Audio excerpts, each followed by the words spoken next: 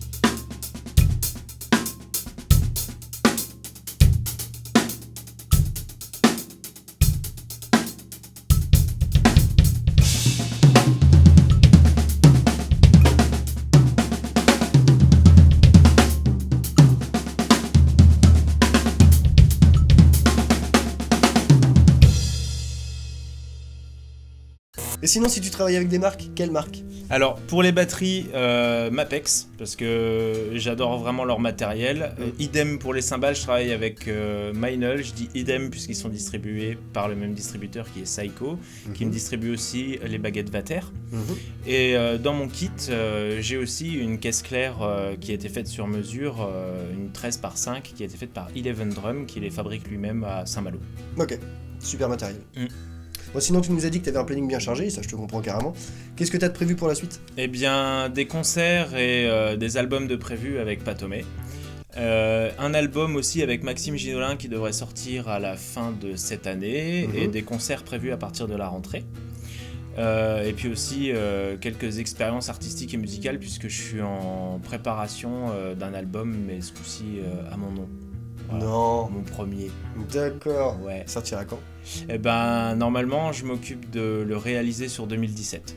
Ok, super. Voilà, entre la composition, l'enregistrement, le mastering et les finitions, et voir aussi, j'ai pas encore les validations de tous les artistes qui vont y participer, mais ça va être cool. Cool, bah on attend ça avec impatience. Ouais, la mouche qui se trimballe ici, Ouais, attend elle ça arrête avec pas de impatience passer, aussi. C'est clair. Merci à toi de m'avoir invité pour déjà pour me présenter auprès des webbers. Ouais, des webbers de D-Click Online, parce que ça fait plaisir de te suivre et de te voir évoluer dans cette activité qui me touche beaucoup en tout cas. Bah merci à toi John, merci encore, hein, c'est cool. Et puis bah merci d'être venu et d'avoir répondu présent pour cette vidéo. Cool. Allez, salut tout le monde, bye. Ciao, bye. Enchanté. Cool. On l'a refait vite fait? Ouais. Parce que mon enchanté était tout pourri. En chantier. Oh putain, je m'appelle Teuse. Ah ouais. C'est bon? Ouais. Oh putain, j'ai plus de bière, je t'aurais bien pris une. Oh, Je crois que... fallait le dire après, hein, parce que là maintenant, on va faire l'interview qu'à moitié. Ok John, alors est-ce que tu peux nous parler d'un peu... Putain. J'étais bloqué, je crois que j'ai vu la mouche. J'ai vu la mouche. Le film La Mouche, tu l'as vu, non? Ouais. Voilà, elle va ressortir, mais sauf... Elle va avoir des baguettes et une cymbale, tu sais, en même temps. Pardon. C'est bon? Montage, tu joues. De comment tu fais pour t'entraîner? Je suis mort de rire. Ouais, c'est chiant. T'as vu Hot Shot? Oui, bah oui. Tu te rappelles cette scène où l'autre, il est celui qui joue le colonel de Rambo, là? Ouais. Le mec, il est accroché, puis il fait... Oh putain, la grosse plaque. Ok, d'accord, le début. À nous. Ouais, voilà.